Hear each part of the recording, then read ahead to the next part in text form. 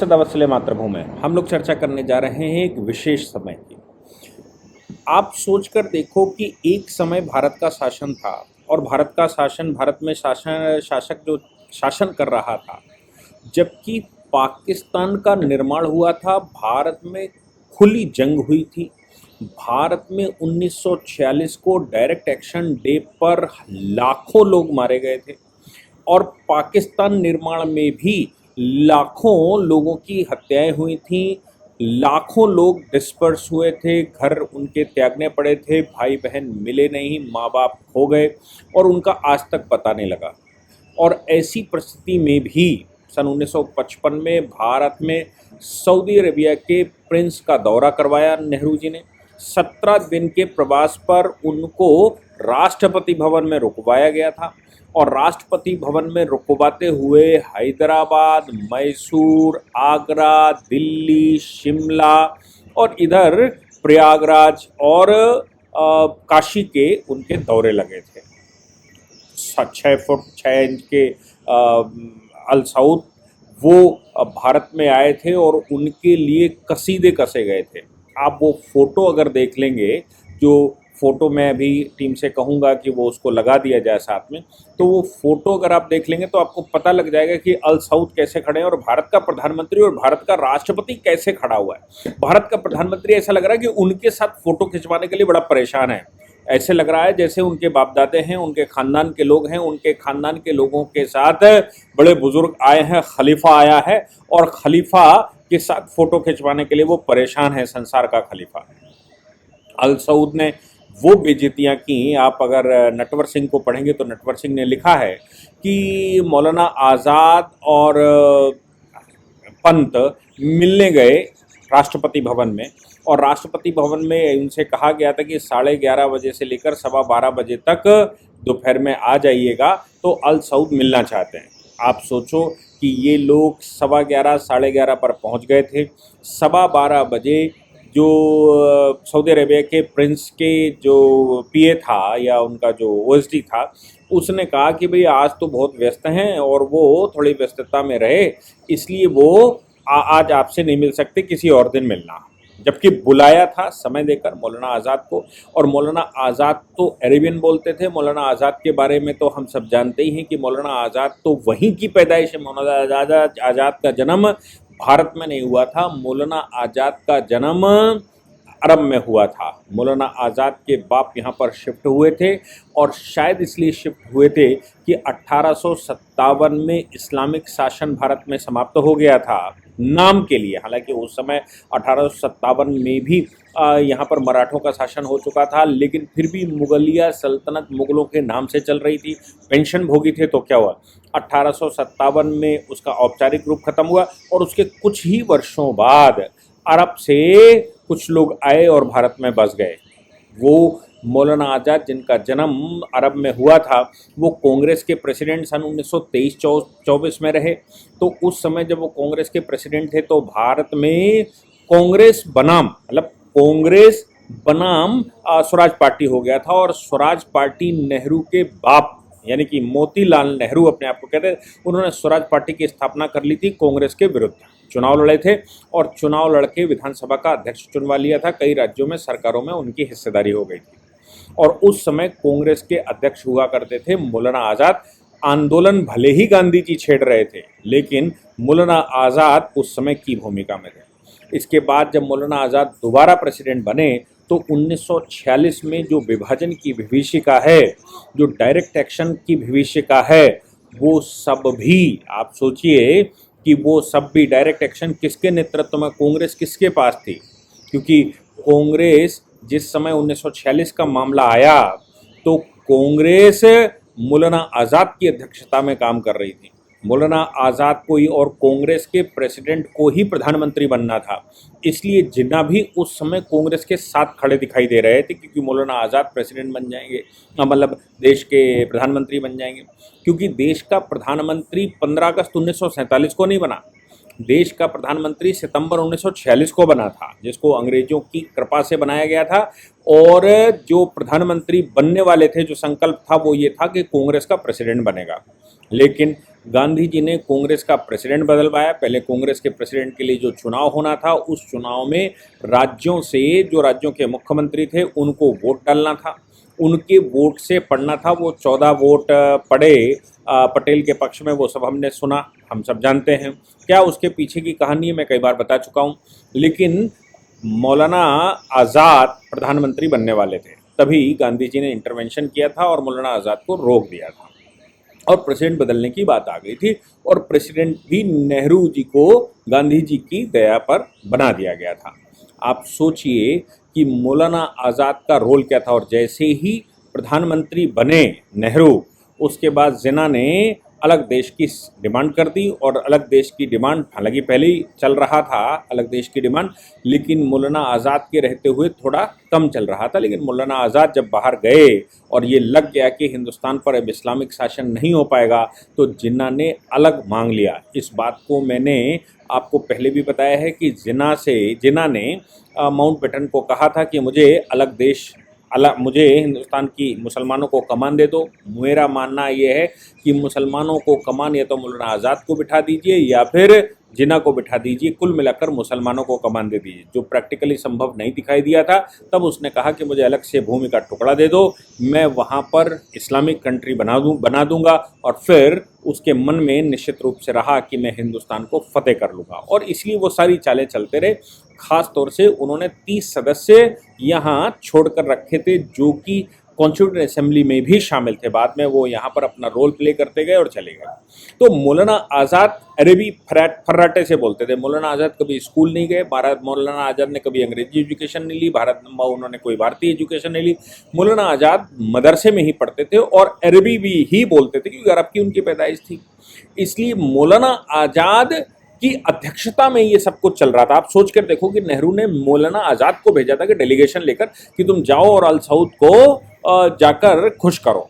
लेकिन अल सऊद था, 6 foot 6 inch का आदमी। उसने मौलाना आज़ाद को भी साइड कर दिया और पंत को भी साइड कर दिया। और बाद में कह दिया कि जब और चर्चा हुई कि साहब हम तो वेट कर रहे हैं, हमें तो बुलाया था, आपने टाइम दिया था 11:30 बजे का, तो उनके ओएसडी ने ये जवाब दिया कि हमारे जो प्रिंस हैं वो कभी लेट नहीं होते, वो टाइम से हैं, आप लोग जल्दी आ गए। फिर उनको घुमाएगा। 17 दिन का प्रवास था, आप सोचो। और क्या करने के आए थे वो? आप ये सोचो कि 17 दिन के प्रवास में करने क्या आया था अल सऊद 6.5 फुट का प्रिंस अरब कंट्री का? वो करने आया था ये कि भारत एक इस्लामिक कंट्री था। भारत क्या इस्लामिक कंट्री के रूप में कुछ हो सकता है? और भारत में मुसलमान कितने सुरक्षित हैं? आप सोचो, पाकिस्तान का निर्माण हो चुका था, वो ये भी कह सकता था कि पाकिस्तान का निर्माण होने के बाद हिंदुस्तान में रह रहे मुसलमानों को पाकिस्तान भेज दिया जाए। लेकिन वो कर क्या रहा था? वो यहाँ पर आया था और घूम कर पूरे देश में ऐसे वो सारे स्थान जहाँ पर मुसलमानों का शासन रहा या फिर भारत के मुख्य तीर्थ स्थल हैं। तो आप सोचो काशी में क्या क्या करवाया था। अल सऊद के भारत में घूमते समय आप सोचिए, जरा सोच कर देखिए, ऐसी रिपोर्टें हैं, लोगों का दबे जबान में कहना है और काफ़ी सारे आर्टिकल लिखे गए कि वो अल सऊद को जो चीज़ें अच्छी लगेंगी वही होगा। उत्तर प्रदेश के दौरे के दौरान आगरे में कुछ ऐसी घटनाएं हो गई थी जिसमें अल सऊद ने या सऊदी अरेबिया के प्रिंस ने यहाँ पर ये कहा था कि भाई ये लोग इतने घमंडी कैसे हो गए हैं और मुझे इनके नाम दो, मैं नेहरू को इनके नाम दूंगा। क्योंकि उत्तर प्रदेश सरकार उनको ओबलाइज करने को बहुत कुछ तैयार नहीं थी। जबकि सऊदी अरेबिया के प्रिंस का यहाँ पर जो दौरा हो रहा था वो ऐसे हो रहा था जैसे उनका ही देश है, वो अपने देश में एक उपनिवेश में दौरा करने आए हों। नेहरू जी ने उस समय, ऐसा लोग कहते हैं, पक्का सबूत अपने पास नहीं है उसके, लेकिन तमाम तरह के आर्टिकल लिखे गए हैं, मैंने कई आर्टिकल उसमें पढ़े हैं, ये कहा कि मंदिरों को ढक दिया जाए। क्यों? क्योंकि ज़्यादातर मंदिरों को तोड़कर मस्जिदें बनाई गई थी, उनको खोला रह जाए और उसके बगल में जो मंदिर बनाए गए थे बाद में ऑल्टरनेट, जैसे काशी का मंदिर ऑल्टरनेट अहिल्याबाई ने बनवाया था, तो उसको ऐसा कहते हैं कि ढक दिया गया था।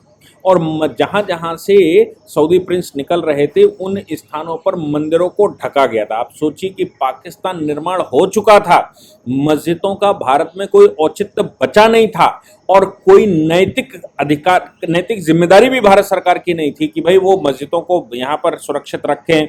मस्जिदों मदरसों को यहाँ वो वक्फ बोर्ड बनाकर, नेहरू ने तो वक्फ बोर्ड बनाकर 1956 में यही किया था। आप उनकी टाइमिंग देखिए, टाइमिंग ये है कि 1955 में वो यहाँ आए और 1956 में यहाँ वक्फ बोर्ड बना दिया गया, उसी समय यहाँ पर वक्फ बोर्ड बनाया गया। यानी कि मस्जिदों की सुरक्षा कैसे की जाए, क्या सऊदी प्रिंस उनको बता के गए थे नेहरू जी को कि भाई ये करना है? तो आप सोच लीजिए कि मंदिरों को ढका गया था। एक वो युग था जब भारत में 2% 3% मुसलमान बचा था, भारत में हिंदुओं का कत्लेआम करके पाकिस्तान लेकर गया था और पाकिस्तान का निर्माण पूर्वी पाकिस्तान, पश्चिमी पाकिस्तान उसने बनाया था। उसके बाद जम्मू कश्मीर पर उसने तुरंत हमला भी कर दिया था, नेहरू के समय पर ही हमला कर दिया था 1947 में। और उस हमले में भी जम्मू कश्मीर का बहुत बड़ा भूभाग, 50% से ऊपर भूभाग उसने कब्जा भी कर लिया, जो आज भी उसका कब्जा है।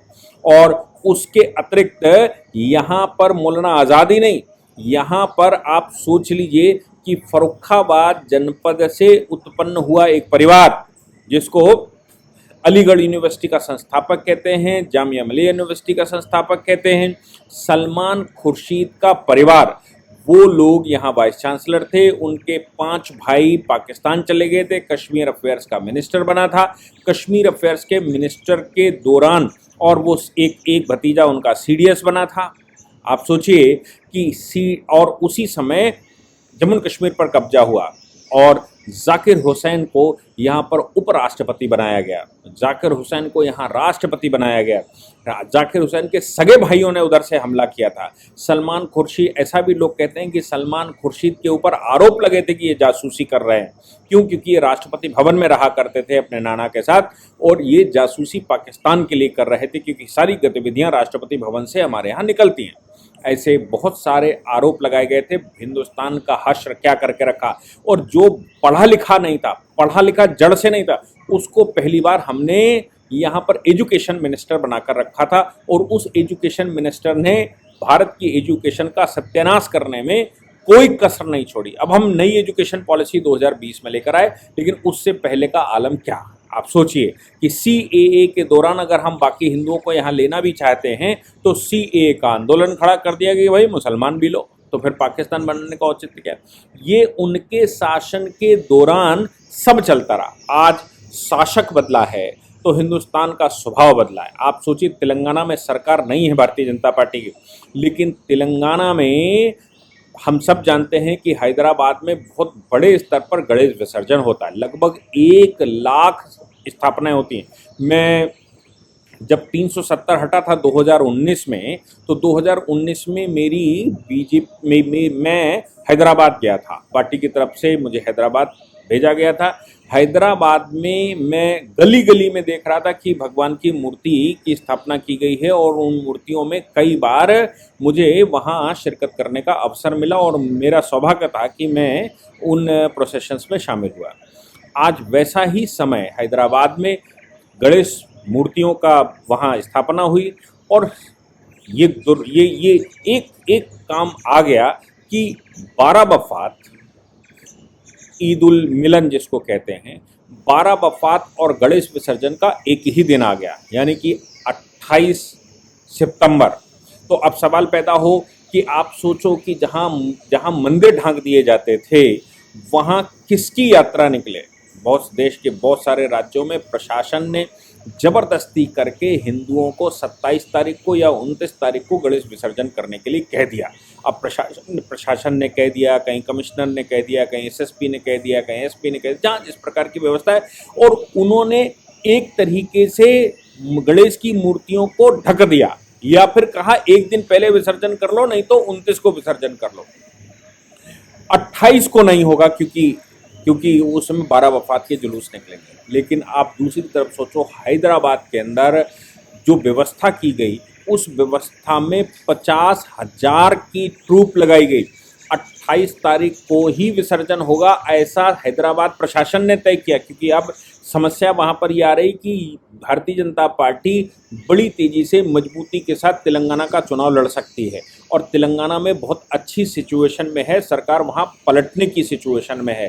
तेलंगाना में जो राष्ट्र समिति काम कर रही है, बीआरएस जिसको कह रहे हैं, वो जो वहाँ शासन कर रही है, उसका मानना निश्चित रूप से रहा होगा कि अगर यहाँ गणेश विसर्जन उस दिन करने न दिया गया तो उनकी हालत खराब हो जाएगी। इसलिए उन्होंने क्या किया कि उनसे कहा कि आप 1-2 दिन बाद अपना 12 वफात का जुलूस निकालो। उन्होंने 12 वफात का जुलूस 28 तारीख की बजाय 1 अक्टूबर को तय कर लिया है, क्योंकि पुराने हैदराबाद में ही हुसैनी सागर है। हुसैनी सागर में 50,000 मूर्तियों का विसर्जन होता है और कहीं क्लैश ना हो जाए।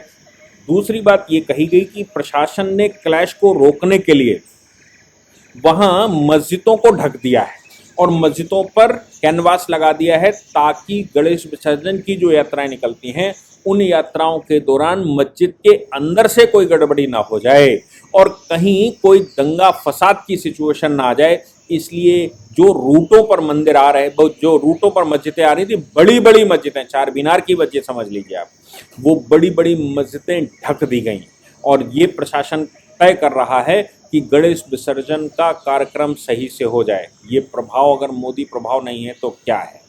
जो मस्जिदों को ढकने की बात आ गई, यही उत्तर प्रदेश में इस बार जब होली का त्यौहार मनाया जा रहा था तो पश्चिमी उत्तर प्रदेश के जो मुस्लिम प्रधान ज़िले हैं उन ज़िलों में भी मस्जिदों को ढका गया था। इससे पहले क्या होता था कि होली नहीं खेलेंगे, ऐसा प्रशासन तय करता था कि जिस हिस्से में मस्जिद मदरसे इमामबाड़े हैं वहाँ पर आपको होली खेलनी ही नहीं है, वहाँ बैंड बाजा बजाना ही नहीं।